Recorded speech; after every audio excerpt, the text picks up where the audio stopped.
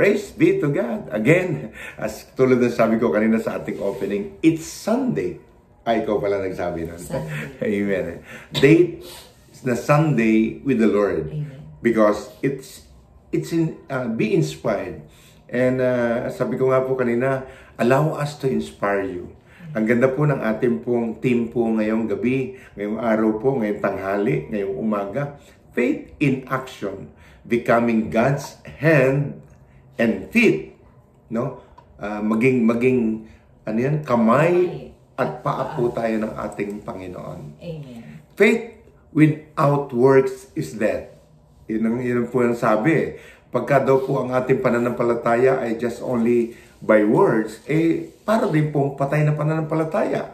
Ano po sabi Sister M sa James 2 verse 17? In James 2 verse 17 says, in the same way, faith by itself, if it is not accompanied by action, is dead. Patay ang pananampalataya pagka po walang pagkilos. Amen. Yung sinasabi lang natin, mahal natin ang Diyos. Yung sinasabi natin, tutulungan natin sila. Pero ang atin is more on the words lang. Of course, the Word of God is good. The Word of God is alive, really. But James remind us that faith without action is incomplete. Hindi kompleto. Amen. If we are truly believe, our lives will bear a fruit that yung naniniwala, yung prutas ng naniniwala. It is not enough to say we love God. Of course, di ba? Sister Ems, no? Parang, ano rin, Brother Vic, no? May mga speakers akong naririnig. Ano sabi nila? Walk the talk. Walk the talk. Yun. Ako, napakaganda nun. Kasi para daw po tayong symbols lang na umaalingaw-ngaw. Kung nagsasalita tayo na walang pagkilos, na walang pag-ibig. Di ba? Ang pag-ibig po, hindi naman sinasabi lang. Kailangan talaga, isinasabuhay po natin. Kaya kung minsan, nakakatakot yung sabi sa'yo na, I love you, pero wala namang action. Puro lang... we need to show by loving yung pagmamahal talaga po natin. When we serve those in needs, yung nangangailangan, comfort the hurting, yung mga nasasaktan, no, offer helping hands. Ito, pinaka-the best. Yung talagang ino-offer mo talaga yung tulong mo talaga. We bring our faith to life. Nagiging buhay yung ating pananampalataya. So let our action be a testament to God we believe in. Amen. Yun siguro, Sister Ems, yung ano natin, no? Ang isang, ito yung madalas sa biro ko sa aking, na may yung kapatid mo, hingi ng hingi, sabi mo, nung isang buwan, humingi ka, tapos nung isang linggo, humingi ka, kahapon, humingi ka, ngayon, humingi ka na naman, buti na lang, hindi kita binibigyan. Parang ito yung sasabing faith without action is that. Amen. Di ba? Patay na pananampalataya. Paano, Brother Beck, yung ang humihingi naman, lagi na lang hingi ng hingi. Sabi ko nga po, kunyari, meron sa'yo utang ng utang, di naman nagbabayad. Huwag mo na pa utangin. Anong gagawin? Bigyan mo na lang. Bigyan mo na lang. Di ba? Para wala ka ng pinautang, at least wala ka nang aasahan. Di ba?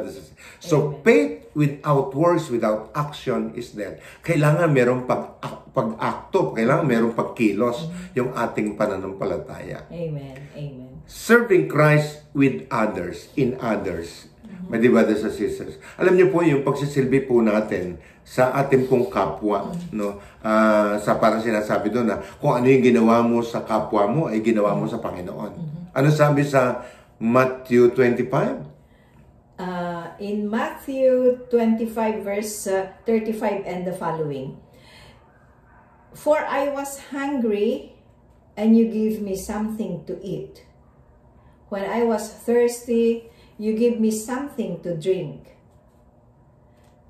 Truly I tell you, whatever you did to the least of these brothers and sisters of mine, you did it unto me.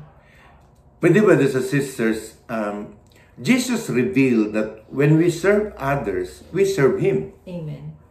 Every act of kindness, every moment of compassion, and every sacrifice we make for others is a way of honoring God Himself.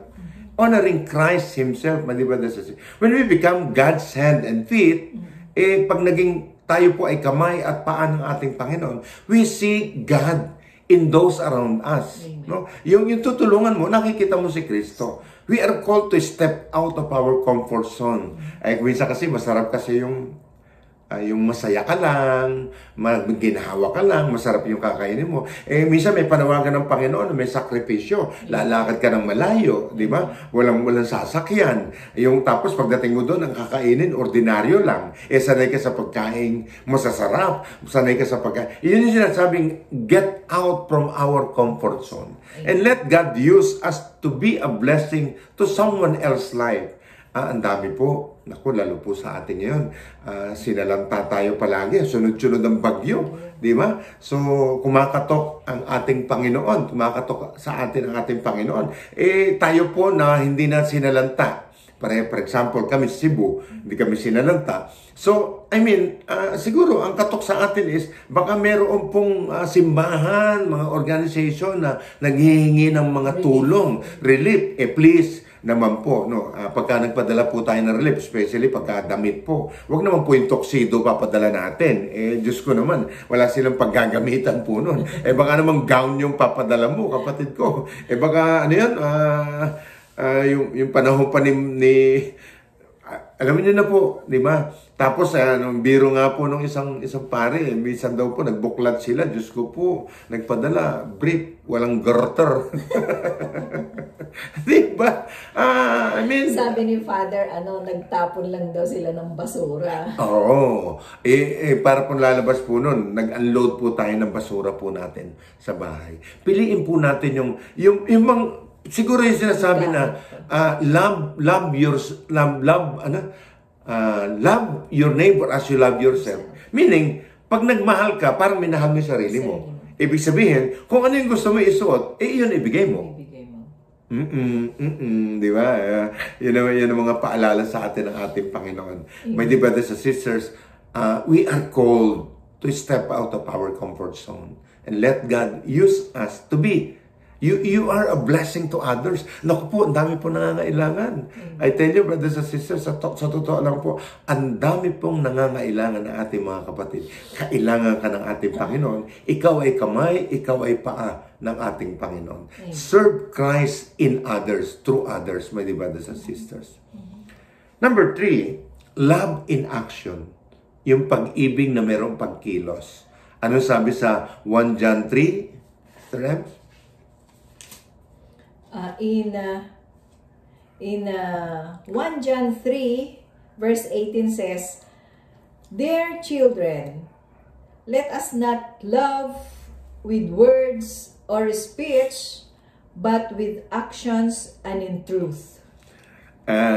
Maganda Tagalogin natin. Wag mga anak ko, sabi ng ating Panginoon, mga anak ko, wag po tayong magmahal sa salita lamang, no? Bagkus magmahal tayo sa pagkilos ng may katotohanan. Di ba? John, in 1 John, it urges us to let our love be genuine. Totoo, hindi fake. Hindi yung misa kasi tutulong tayo, kailangan may picture pa, no? Kailangan pa. Of course, minsan din natin maiwasan, may nagpicture na pinost. Okay yun. Pero yung sorry for my word, ipagpangangalandakan natin na ginawa po natin yon.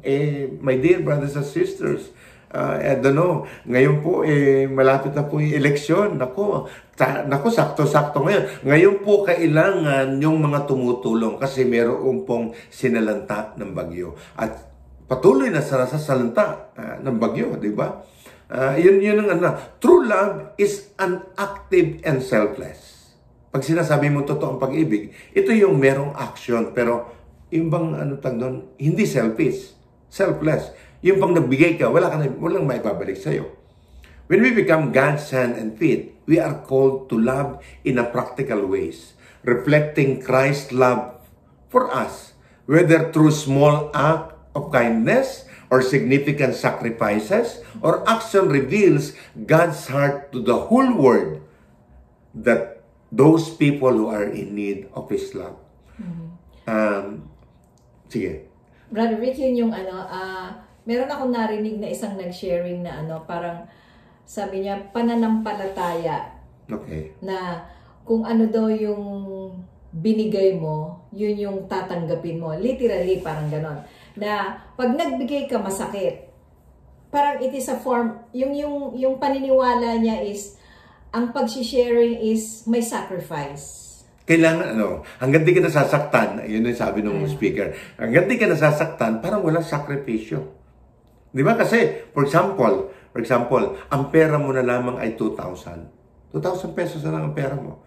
Biglang may tumawag sa'yo. Biglang kaibigan mo ba? Kamag-anak mo ba? O ano? Biglang tumawag sa'yo. Tapos, ang hinihiram niya o hinihingi niya o nangingi siya ng tulong, saktong 2,000. Eh di ba? Kailangan mo yung 2,000 eh. Yun na lang natitira mong pera. So, it's a sacrifice. Pero, kung sensitive tayo sa panawagan ng Panginoon, we will give it. Pero if not, sorry. Actually, may karapatan naman tayo hindi magbigay. Amen. Totoo lang. Amen. Pwede mo namang hindi ibigay, kapatid. Pero yun nga po, panawagan ng ating Panginoon. Oh, it's always happened to me, to Sister Emma. Naalala ko yung sharing mo, Brother Vic, yung nung nagkaroon tayo ng brand new na sasakyan. Okay. Yun pa. Sacrifice talaga. Sacrifice yun. Meron kaming pagkakataon nun, nagpaplano ka bumili ng sasakyan. No? Nakakatuwa kasi siyempre, alam mo na, kumita ng konti, so nakaipon kami. So sabi ko kay Sister Emma, bili tayo ng sasakyan natin. During the time, ang uso nun, adventure Adventure. Sabi ko, sige. Sabi ko doon sa anak ko, sige, canvas tayo. O, apply tayo. They approve naman. And down payment is 150,000. 150,000. So, approve na kami. So, the following weeks, dapat i-claim na. Di ba? Yun ang sanang Bigla may tumawag sa akin. Praise God. Umiiyak po siya. At kasi may pangangailangan daw po siya. Malapit po sa akin. So, sabi ko, huwag kang umiyak. Ano ba kailangan mo? Ito, ganito, nangyari sa ko. Magkano ba kailangan mo? Sabi niya, Kuya, babayaran naman kita Babayaran kita basta magkano nga kailangan mo? Basta po nagkaroon ako ng nakaipon po ako babayaran. Magkano nga kailangan mo? Maliit lang po Magkano nga kailangan mo? 150,000 lang po. Saktong-sakto, 150,000. Yung inipon namin pang down payment. Praise God. Sabi ko, Lord, paano ito? Hindi ko na sinabi kay Sister Emma kasi 150,000, malaki yun. Amen. Baka magreklamo, hindi ko pa maibigay. Truly, naibigay po. Praise God. Thank you, Lord. Bigla na lang po, after 1 month, 2 months siguro, no? Biglang galing ako sa isang outreach. Pagbaba ko, sabi ni Sister Emma, sabi niya, sunduin kita dyan. Meron kami nung, multi-cab na maliit. Sige, sunduin kita dyan sa pier. Pagdaan natin dyan, pero samahan mo ko. Sabi niya, may pupuntahan tayo. Sabi niya, sige, sabi ko, no problem. Praise God. Punta po kami sa bandang Mambaling yata yun. No? Doon sa may car exchange ng Mitsubishi. Praise the Lord. Bagong adventure na pinagkaloob sa kanya ng company nila. Walang down payment. No? Walang down payment. At ang gasolina para sa kumpanya. Oh my God. Hallelujah. Sometimes, minsan, meron lang pagsubok sa atin kung paano tayo tutulong na merong pagmamahal. Amen. Yun po yung sinasabing love in action, my brothers and sisters. Number 4, persevere in doing good. Yung bang, yung patuloy, tuloy-tuloy. Ang perseverance po natin, tuloy-tuloy Kailangan yung pagtulong po natin hindi po ito yung ngayon lang. Kailangan talaga, parang sinasabi nung Sister Time, siguro, character. Di ba? Kasi ang perseverance kasi is the fruits of the Holy Spirit Amen. So, it's a character. Na maging character po natin ang magiging perseverance natin sa pagtulong po. Amen. Yung pag-doing good. Amen. Ano sabi sa Galatians 6? In Galatians 6 verse 9 says, let us not become weary in doing good, for at the proper time we will reap a harvest if we do not give it up. Yun po yung kinuwento ko sa inyo. Yun po yung sinyaring ko kanina. Yung about the adventure car, my brothers and sisters. Sabi po, persevere. Tuloy-tuloy. Let us not be weary in doing good. For in proper time, in God's perfect time, ulitin ko po, God's perfect time, we will reap in a harvest if we do not give up. Ito po, may nararamdaman na naman ako, Sister Ems. Meron na naman ako nakikita na ito na naman, it will reap the harvest. Kasi parang tayo give up na, Lord, bahala na po kayo kung ano po yung plano nyo. Kasi minsan kailangan po dumating yung pagkakataon na gano'n na ibig sabihin, totally surrender, complete surrender. Serving others can be a tiring. Totoo lang. Nakakasawa? Totoo. Pero kung makamundo ka, makamundo ako, makamundo to tayo, magsasawa ka talaga. Especially when we feel na unnoticed, unappreciated, na tumulong ka na, di ka man lang masabihan, na thank you, yun po yung talaga mapapagod ka. But Saint Paul said, encourage us to persevere, reminding us that our labor in the Lord is never in vain. Hindi nakakalimutan ng Panginoon. Every act of service, no matter how small, how big, it makes a difference, my brothers and sisters. When we choose to be God's hands and feet, we are planting seeds of hope and love that God will use to bring about His purpose in His timing. Amen. In God's perfect time. Kaya po huwag tayong titigil. And I tell you, brothers and sisters, narinig ko ito ng isang parang readings ito, Sister Ems, si Isaiah, nang hingi doon sa babae. Na ang nila, last na po nila na pagkain yun. Last na. Last na pagkain yun. Pero ang sabi ni Isaiah, hindi matutuyuan ng mantika, ng oil, at yung harina, ang iyong bangan. Bangan is lalagyan. Di ba? True enough. Hindi po natuyuan. Hindi. Because of our service. Because of our, yung ating taos-puso na hindi tayo tumitigil na gumawa ng mabuti. Amen. Doing good. Sister Ems, gumawa ng mabuti, tuloy-tuloy. Oo, Brother Vic. Nai-relate ko rin yan, Brother Vic, yung isa sa anak natin, may humihiram or basta regarding, parang it's regarding financial matters naman. Yes. Tapos siguro naka-1, 2, 3 na siya yung kaibigan niya. Tapos sabi niya, Ma, bibigyan ko pa ba? Bibigyan ko pa ba? Sabi niya gano'n. Anong tanong mo? May maibibigay ka pa ba? Gano'n naman po May maibibigay ka ba? Sabi niya, kasi ganito ang hinihingi niya meron ka ba? Kasi may pinaglalaanan din ako, sabi niya gano'n. Sabi ko, sige, ganito na lang, ako na lang magpapadala sa kanya para at least hindi naman siya ma-frustrate sa'yo na alam niya kasing nandiyan ka, ganyan. Amen. Para wala nang masabi. So, pinadalang ko. Alam niya na sa akin galing. So, sabi niya, Tita Emma, salamat po. Kasi hindi, pinadala lang yan ni Vine. Sinama lang niya doon sa akin. Parang ganun, para hindi naman mapahiya. Tapos sabi nung anak ko, mabuti pala ganun ang ginawa mo. Bakit? Nagbayad din. Pero merong isa pa, yung mga anak din natin to, yung meron kasing tao din na talagang, I would say, pasaway, di ba? Na wala nang ginawa, kundi humingi. Ano sabi nila? Pa, ano ba naman? Naabuso ka na Inaabuso ka na, hindi ka pa patitigil. Hindi ka nang binayaran, niloko ka pa, ganito. Sabi ko sa kanila, ito po, talaga sabi ko sa kanila, buti na lang hindi ako nanloloko. Hayaan mo na lang ako maloko. Okay lang sa akin. Basta ako lang hindi ako manloloko. Yun ang importante. Wow, praise God. Tumigil na rin. Si Lord na nagpatigil. Alam mo kapatid, ewan ko po, sa akin kasi malilimutin ako Ano ibig sabihin? Madali po ako makakalimot. Pag may nagawa sa akin mali, madali po ako makakalimot. No? Yun yung isang bagay na napakasarap sa buhay po sa ating Panginoon. Yung gift na talagang okay lang, pera lang yan di ba? Ano lang yan kunyari, yung tanim mo, ninakaw, Ninakaw, hindi na hiningi, ninakaw na. May makikita mo, di ba? Pinutol yung saging, tapos dinugtungan ng saging. Saging. Lagyan ng puso, yung bunga kinuha. Di ba? Mga ganun, mga masasakit na ano. Pero God is always there. God knows that. Amen. Amen. And God will return it in great timing. Di ba? Because He works mysteriously. Ganun ka kasi misteryoso ang Diyos. Amen. Amen. In Isaiah 6 verse 8, sabi po doon is, Then I heard the voice of the Lord saying, Whom shall I send? And whom shall you go for us? And I said, Here I am, Lord, send me. A willing heart to go.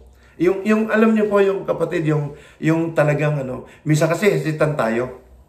Isaiah respond to God's call in a powerful reminder of our own call to action, my brothers and sisters. When we say, Here I am, send me, we are opening ourselves to be used by God in whatever way He chooses. Becoming His hand and feet, Sister Ems, means being parang willing ka to step out even when it is uncomfortable. Trusting God that will work through us to accomplish His will. Actually, ang ating pong aim is to accomplish the will of God, my dear brothers and sisters, di ba? Hindi naman yung pero kung hinahanap mo lang yung masaya ka, comfort mo, recognition mo, mahirap po, magpe-fail ka. Kasi magsasawa ka rin later on. May our heart be open, my dear brothers and sisters, and our spirit willing to respond. Here I am, Lord. Send me. Use me. I will use you and bring about His purpose in God's perfect time. My dear brothers and sisters. Nung Brother Vic, may nabasa pa narinig. Parang narinig ko, I don't know sa speaker ba or nagsisharing lang siya. Sabi niya, pag tinawag ka ng Diyos, pumunta ka. Parang ganon. Tapos, yun nga, tawag ng Diyos. Called by God. Called by God. Tapos, nagkaroon ng another version. Sabi na, parang in negative naman na, ang sabi, pag hindi ka pinapadala, huwag kang pupunta. Pero ngayon sabi niya dito sa Isaiah, when you send, here I am, Lord, send me. Sabi ko, parang conflict. Nagko-conflict ngayon yung Kaya lang kasi, yung dun sa second example, sa second sharing, parang yung positive ginawang negative. Parang ganon. So kaya, I pray na yung mga nakarinig na iba, like me, hindi magiging confusion. You might be referring, Sister M, sa pag sinend ka, for example, ako speaker. Di ba? Speaker ako. Meron pong kasi na kaanuhan po, pag hindi ka inimbita, huwag kang pupunta. Huwag kang mag-offer na, huwag kang mag-offer. Hindi ka naman inimbita, di ba? Ng tao. Inimbita ka ng Diyos. Magkaiba yun. Kasi itong pinag-uusapan natin ng faith in action is, ito yung by hand and by feet. Hindi ito by words. Hindi ito yung speaker.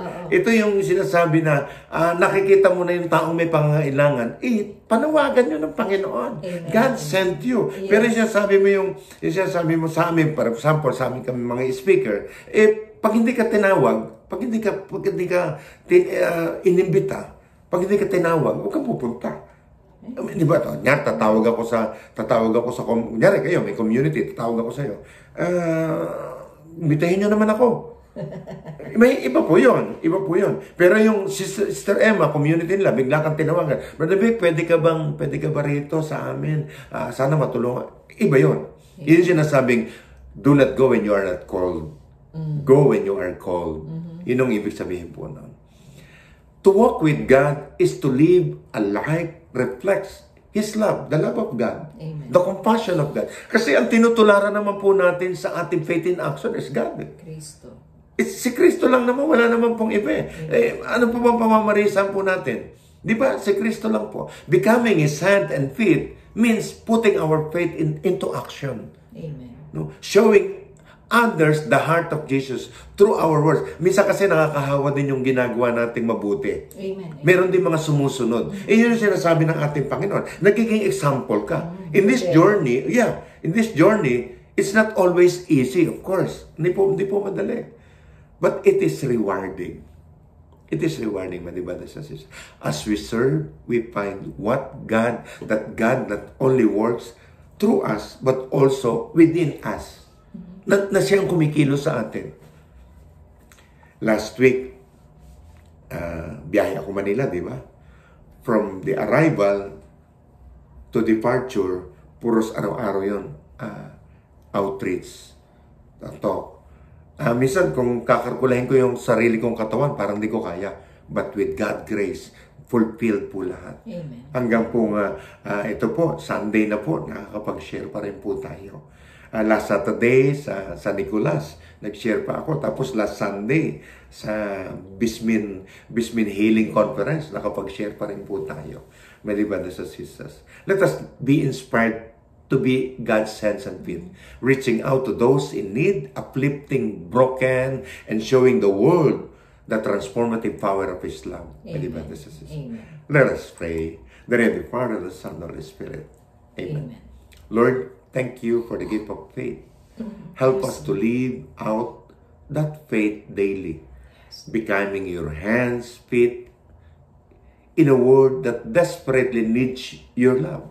Yes. Give us courage to serve, compassion to care, and a heart that is always willing to respond to your call. Yes, Lord. Use us, Lord, to make your presence known. In Jesus' mighty name, amen. In the name of the Father, the Son, and the Holy Spirit. Amen and amen.